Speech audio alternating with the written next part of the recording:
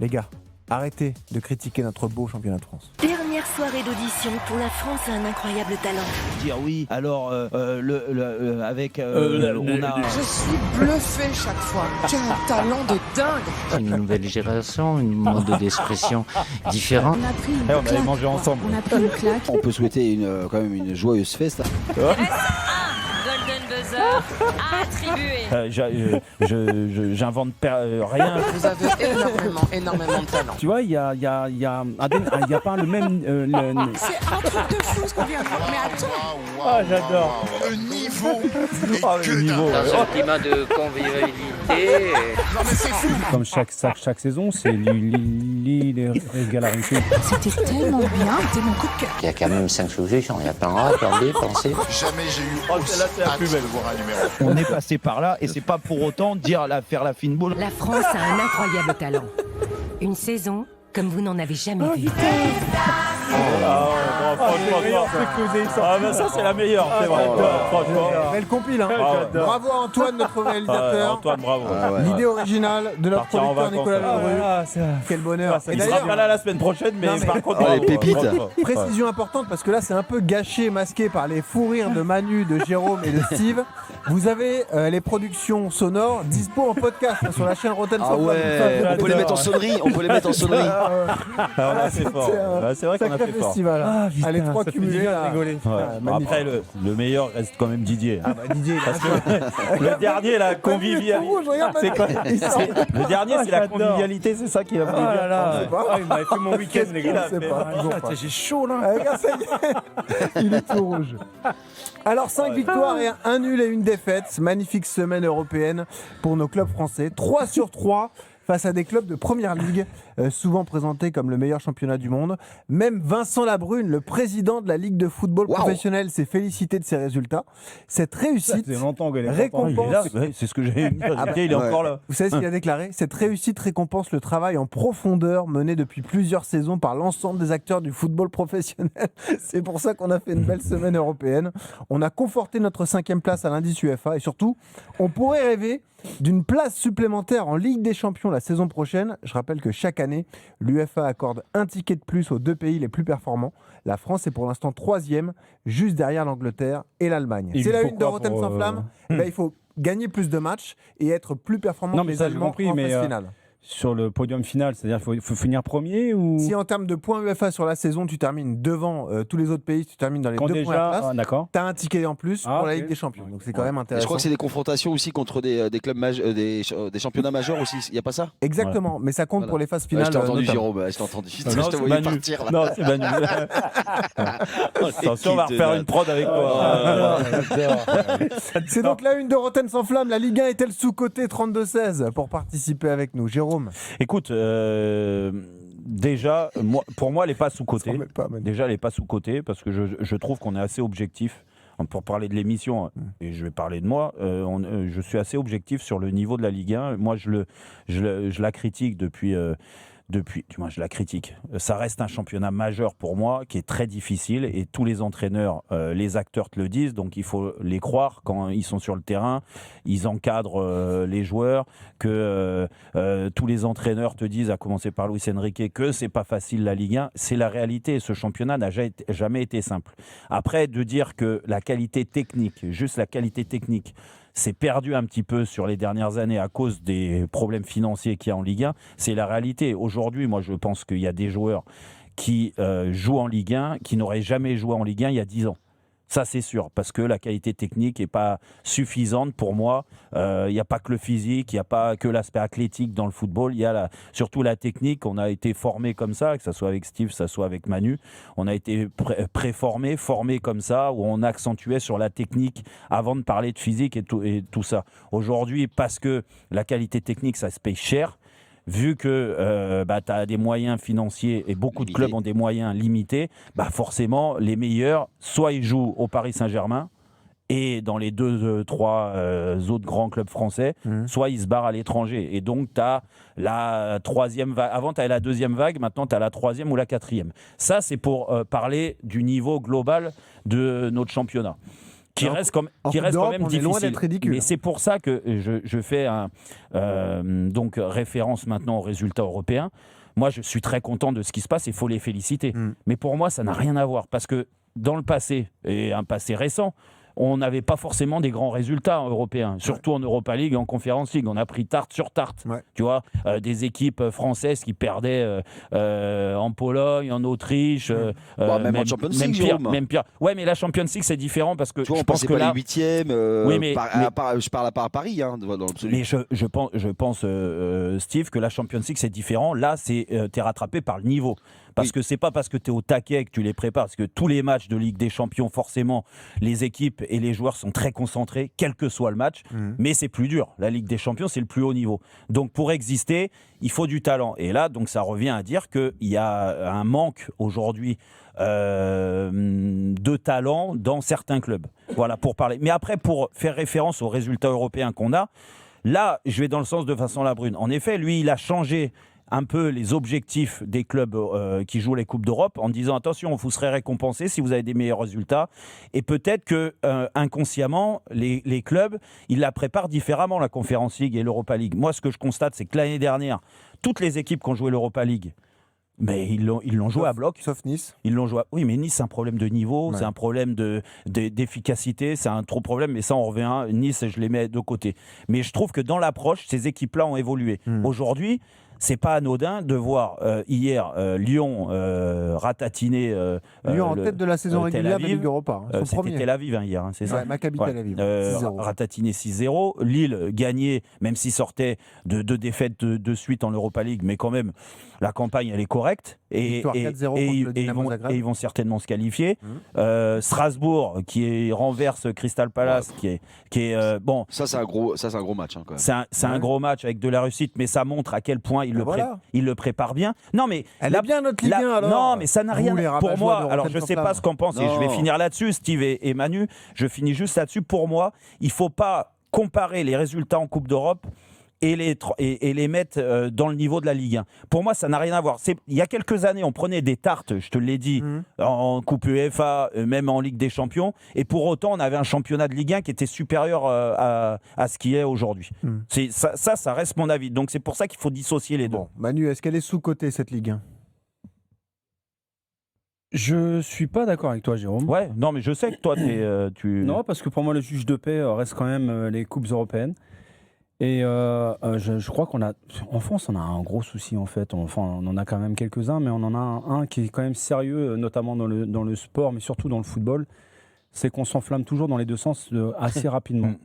On est que fin novembre, début décembre. Alors certes, il y a à boire et à manger en fait sur la lecture que tu peux faire sur les classements des clubs français dans les Coupes d'Europe. Alors on peut s'extasier de ce que fait Lyon, de ce que fait Paris Saint-Germain, de ce que fait Lille, de ce qu'a fait Strasbourg.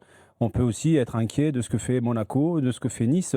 Le juge de paix, c'est quand même les performances en Coupe d'Europe parce qu'on n'a pas véritablement d'idée sur la réelle valeur du championnat de France tant qu'on n'est pas confronté justement à l'adversité étrangère. Toi, tu penses qu'il faut gagner, il faut exister en Coupe d'Europe pour dire notre niveau, le niveau de notre championnat, il est correct. Est-ce que c'est une coïncidence que le Paris Saint-Germain devienne champion d'Europe au moment où le format de la Champions League a changé ? Est-ce que le PSG de l'année dernière, qui a été champion d'Europe, aurait pu se qualifier dans les phases de poule précédentes avec le parcours les premiers 6 mois qui ont été quand même très compliqués. Mais c'est une question que tu peux te poser. Oui, mais sauf que le format est complètement différent. C'est ce que je te dis. Manu, sauf qu'à l'inverse, avec l'ancienne formule, le PSG est toujours passé. Bah oui. Oui, non, mais d'accord. Mais moi, je me pose la question, c'est à l'heure actuelle, on s'aperçoit de la bonne tenue de certains clubs français dans la nouvelle formule des Coupes d'Europe. Auparavant, on avait des clubs qui étaient capables de se hisser des fois en quart, demi et rarement en finale. Mais le juge de paix, c'est quand même, ça reste pour moi les Coupes d'Europe et le PSG est vainqueur. Aujourd'hui, on n'est même pas à mi-parcours des phases. Et à part Nice, tout le monde est en mesure de se qualifier. Ouais. Lyon est premier. Si au mois de mai, tu me dis que le Paris Saint-Germain est toujours en passe de faire une finale de Coupe d'Europe, alors ça sera sa 3e finale en l'espace de quelques années de Champions League. 5 ans, Le PSG quand même à part, à bien des égards justement dans le championnat de France. Quand tu vois qu'une bonne partie des grands clubs entre guillemets français ont été rachetés par des fonds ou des quand même assez importants avec diverses fortunes, on s'aperçoit que ça a quand même aidé ces clubs à avoir une politique un peu plus audacieuse et ambitieuse sur le recrutement et sur la masse salariale. Oui, mais pour te retourner la question, Manu, parce que toi, tu dis le juge de paix, c'est la Coupe d'Europe. Bah oui. Je te renvoie juste l'année dernière. L'année dernière, le PSG est donc champion d'Europe. Oui. Et c'est pas pour autant que la Ligue 1 est le meilleur championnat européen. Ah non, je veux dire, non. On vous dit pas que c'est le meilleur championnat européen, on vous dit qu'elle est sous-cotée. Je peux te rétorquer. Jérôme, je peux te rétorquer un autre argument. Ouais. Pendant des années, on a dit que le PSG ne sera jamais champion d'Europe à cause du niveau de la Ligue 1. T'as raison, on le disait donc, elle est où la vérité? Bah voilà. Non, mais pour moi, il n'y a pas de vérité. Mais Manu, on a joué en Ligue 1. J'ai joué un peu plus que toi en Ligue 1 parce que toi, tu es parti à l'étranger. Oui, mais à mon époque, on jouait souvent des quarts, demi-finales, finales. Il y avait quand même pas le club français. Non, mais moi, regarde, on a eu la chance avec Monaco de faire une finale de Ligue des Champions. C'est pas pour autant que le championnat, c'était le championnat le plus élevé, la Ligue 1 à l'époque. Tu vois, il y avait Lyon qui avait une belle équipe, il y avait nous. Ça, c'est les traces d'anciens combattants. Non. Mais si, comment ça? Parce que le paysage a changé. Maintenant, t'as un PSG qui archi-domine avec des moyens colossaux par rapport aux autres. T'as les autres qui essaient d'exister. Mais pour faire le reflet de cette semaine, imagine, on a gagné 3 fois contre les équipes de Première Ligue. 3 matchs, 3 victoires. Tu l'as dit toi-même. Et pour autant, on n'est pas meilleur que la Première Ligue. Non. Le championnat. On n'est peut-être pas largement inférieur à la Première Ligue. Mais qui a dit qu'il était largement inférieur? Moi, j'ai jamais dit que le championnat de France était le championnat autrichien. Non, le problème la Farm League. Le problème que vous avez régulièrement, c'est que vous dites la Liga c'est mieux, la Bundesliga c'est mieux, il y a du spectacle, la Première Ligue c'est mieux. Mais en fait, le scénario est le même. Mais pourquoi on dit ça? Parce que ces championnats gagnent des Coupes d'Europe chaque année. C'est pour ça. Pas tous les championnats. Désolé, pas tous les championnats gagnent des Coupes d'Europe. Quelle est la différence entre ces dernières années et les années précédentes? C'est que là, on a des locomotives dans le football français qui sont là, qui sont présentes et qui performent en Coupe d'Europe. C'est exactement ce qui se passe. Elles performent pas le week-end. Elles performent pas le week-end en Ligue 1. Eh bien, regarde le classement de Ligue 1. Mais tu regardes les matchs de Ligue 1 quand même. Tu les regardes tous les week-ends. Donc toi, tu t'éclates à regarder.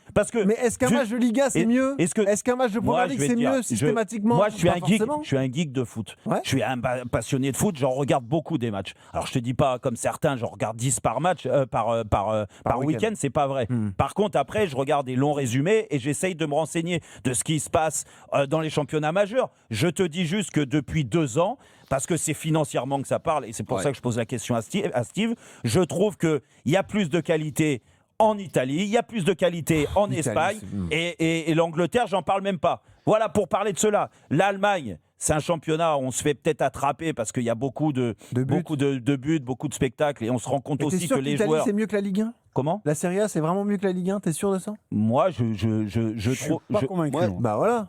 Moi, je suis pas convaincu. Je trouve que le niveau... Ça fait quand même pas mal de temps que l'Italie n'est plus présente. Mais tu vois, moi, je pense que... L'équipe nationale, c'est pareil. Manu, le niveau moyen italien, je pense qu'il est meilleur que le nôtre. On sait pas. Moi, je pense. Ouais, tu penses? Après, c'est qu'un avis. Je suis pas convaincu. Non, pas sûr. Moi, tout simplement, on a tous plus ou moins raison. C'est que honnêtement, on est la ligue des talents. On est des talents de demain. On a vu une jeunesse arriver quand même beaucoup plus généraliste quand même sur la Ligue 1, avec des joueurs de 18, 20, 21 ans qui sont quand même acteurs majeurs de la Ligue 1. Donc en termes de maturité footballistique, de jeu, de connaissance de jeu, de gestion des équilibres, de gestion du score, du temps de jeu et tout, on a moins de maturité que les autres championnats par contre. Moi je trouve que c'est ça. Et en plus, nos jeunes, dès qu'ils commencent à être performants sur 6 mois, on va pas se mentir, on ne peut pas concurrencer. La plupart des clubs français ne peuvent pas concurrencer. Tu veux dire qu'ils s'en vont tout à l'étranger? Ça oui, parce que quand tu regardes au final nos équipes qui sont en championnat d'Europe, qui sont en Coupe d'Europe, tu regardes, ils sont en tête du championnat de Ligue 1. Que ce soit Paris, Marseille, Lens, Lille, Strasbourg, Rennes, Lyon, Monaco. Donc ça veut dire qu'au final, peut-être que nos équipes qui sont en Coupe d'Europe ont grandi, ont trouvé plus de maturité. Par contre, l'ensemble du championnat, donc les 2/3 du reste du championnat, ou plus de la moitié en tout cas, reste au même niveau, voire même se dégrade. Moi, je trouve que la moitié du championnat de Ligue 1 se rapproche plus d'une Super Ligue 2 qu'une Super Ligue 1. Ouais. Il y a peut-être une fracture plus grande entre le bas de commence tableau et le... Avant, il y avait une fracture. Steve, avant, il y avait... Attends, il y avait une fracture entre le 1, 2, 3e du championnat, vraiment avec la tête de Paris. Après, tu avais 2 équipes qui se battaient pour la 2e place. Maintenant, tu en as, allez, en tout et pour tout, tu as 5 équipes pas qu'ils se battent pour le numéro 1, parce qu'on pense que voilà que c'est Paris quand même qui va finir champion, mais qui se bat quand même pour la 2e, 3e, 4e place pour les Coupes d'Europe. Mais le reste, tu te bats quoi qu'il arrive tous les week-ends. Quand tu te bats tous les week-ends pour le maintien. Non, mais ça, on est d'accord. Donc au final, ton niveau général, mais Steve, c'est abaissé un petit peu. Non, mais on en revient. Moi, encore une fois, Benoît, il met un tableau qui va se maintenir en Ligue 1. Non, il fait un tableau, Benoît, que nous on dit que le championnat de Ligue 1 est un championnat low cost. On n'a jamais dit ça. Moi, j'ai jamais dit ça. Je pense qu'on a des talents, mais des jeunes talents. Moi, je le sous-cote pas. Je dis juste que.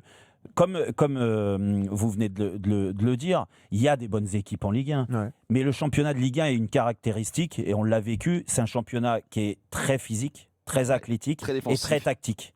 Donc les tactiques défensives, tu vois, ça ouvre peu.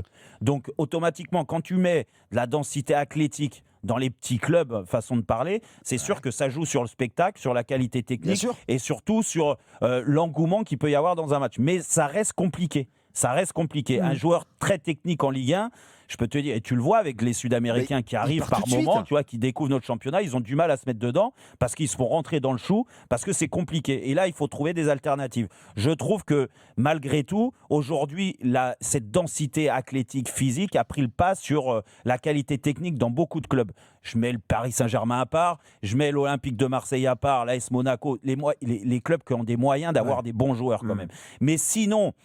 Steve, toi, tu parlais des deux autres clubs, il y en a 5, 6, 7 qui sont pas mal. Moi, c'est pas vrai. Je trouve que, à part le Paris Saint-Germain qui dégage beaucoup de force, les autres se sont affaiblis. Moi, je trouve que Marseille, c'est moins bon qu'il y a quelques années, que Lyon, j'en parle même pas. Marseille, il y a longtemps qu'ils n'ont pas été aussi forts, Jérôme. Aussi forts. Bah oui, en termes d'effectifs et tout. Ils sont plus réguliers. Ils sont plus réguliers. Non, mais arrête, aussi la différence fort. de Marseille par rapport à l'année dernière, c'est qu'ils font plus de résultats positifs. Ça fait combien de temps que Marseille n'a pas une équipe pareille ? Mais là, je ne vais pas me focaliser sur Marseille parce que je vais prendre une razzia encore. On va dire, anti-Marseillais. Donc, on va mettre Marseille avec Monaco, d'accord ? Avec Monaco, qui est pas loin. Monaco, qui est...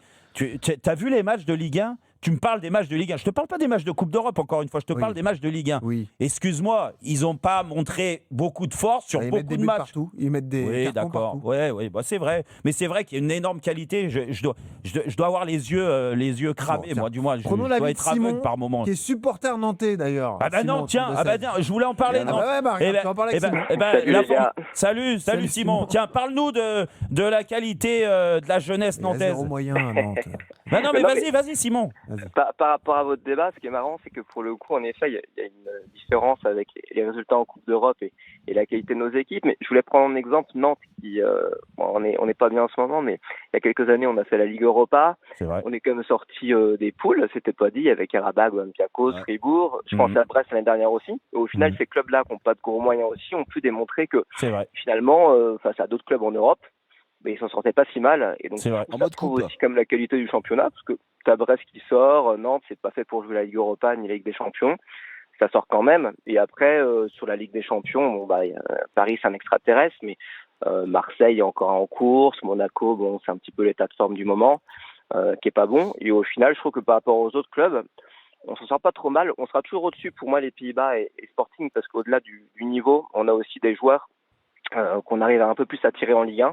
Notamment des joueurs comme Aubameyang qui l'ont connu et tout, qui ont tendance à revenir plus dans nos clubs de Ligue 1 que d'aller jouer au Sporting ou d'aller jouer, je sais pas, au Feyenoord, PSG et autres. Donc je trouve que par rapport à ça, on est toujours un peu au-dessus.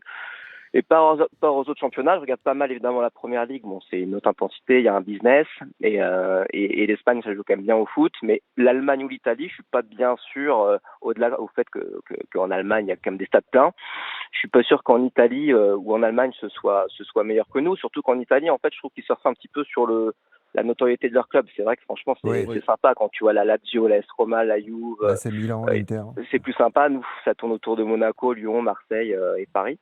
Et pour le coup, je trouve qu'on est juste coté. Ce que disait au Standardis tout à l'heure, on est juste coté à notre place.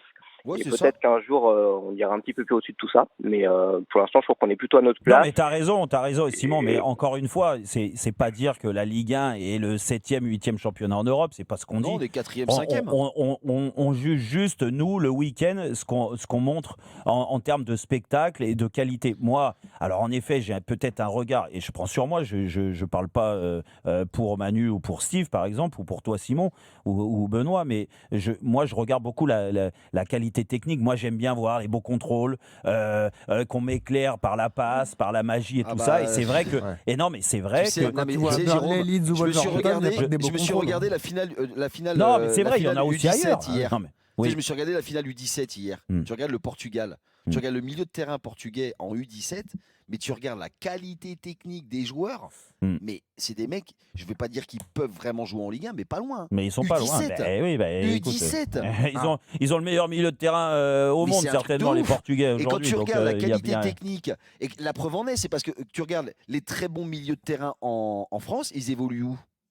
Ils évoluent dans les clubs majeurs, et dont le PSG. Mais c'est pour ça, c'est ce que je te dis. La qualité technique des Ibériques, donc Espagne, Portugal, sur leur milieu de terrain, elle est reconnue dans le monde entier. Non, mais si tu veux, la qualité technique. Mais après, et pour finir sur le sujet, là, Simon faisait référence au match de Coupe d'Europe et aux bons résultats des clubs français, Manu. Moi, je pense qu'il y a une évolution dans la préparation des matchs de Coupe d'Europe des clubs français. Par contre, c'est sûr. Surtout en Europa League ou en Conference League. C'est qu'aujourd'hui, tu as l'impression que ils en font quand même un objectif. Parce que tu dis que c'est possible. À l'époque, et puis Jérôme, il y a quand même un truc. Il y a un aspect financier. Il y a un aspect financier. Parce que la plupart des clubs aujourd'hui, on est quand même tous un peu dans la merde. Donc si aujourd'hui ils sortent des poules, ça leur fait des revenus. Exactement. Il ne faut pas oublier ça. Donc ça leur fait. Donc je pense que les clubs se préparent beaucoup mieux à l'intensité et surtout à l'obligation de rentrer des revenus de la Coupe d'Europe. Manu, tu disais rapidement, après mot de la fin pour Simon. Il y a combien de techniciens français aujourd'hui dans le championnat de France ? On peut les compter rapidement, mais il y en a. Sur les 8 premières équipes de Ligue 1, il y en a combien ? Il y en a 1, 2, 3, 4 avec Franck Hez qui est 9e. Donc il y en a 3 dans le top 8. 3 dans le top 8. Auparavant, c'était plus, non ? Ah oui, alors oui. La vision aussi, l'approche, t'as raison. Moi, l'esprit également. Ça ne remet pas en question le superbe travail que font les entraîneurs depuis la base. C'est pour ça qu'on sort toujours des individualités, à défaut de sortir des équipes. Mais aujourd'hui, on peut se poser légitimement la question dans l'approche sur la scène européenne. Coaching et de formation. Allez les gars, on est très en retard. Juste Simon je pense aussi que la victoire du PSG a désinhibé aussi pas mal de clubs. Mais c'est vrai que regarde pour Lyon, depuis que Fonseca est arrivé, regarde Lyon les résultats en Coupe d'Europe. Simon, le mot de la fin pour toi, tu voulais juste hors sujet, c'était une petite dédicace à Steve. C'est vraiment hors sujet alors. La première fois que je l'ai vu en fait avec le SCO d'Angers quand il était tout nu. Non, ça c'était Manu avec la queue de cheval. La première fois que je l'ai vu, c'était à l'époque, le SCO d'Angers avait fait une petite démarche auprès des clubs qui n'avaient pas d'école de foot. Il était venu dans mon club à Saint-Michel-et-Chamvaux, donc dans le nord d'Angers. Il était avec Gilles Carouel, on s'en rappelle très bien, il était avec leur petit Audi TT dans les routes de Saint-Michel-et-Chamvaux, donc c'était incroyable. Et pour le coup, nous avions fait un entraînement pendant, je sais pas, 3-4 mois. Et je crois que Jérôme va te ressortir un Roten sans fou, tu vois. Mais en tout cas, la dédicace est passée, mais ça prouve que Steve est un homme du peuple. C'était très sympa, t'as venu avec Gilles Carouel, c'était vraiment très cool. Voilà, exactement. Grand plaisir, tu passeras le bonjour au club. Merci Simon.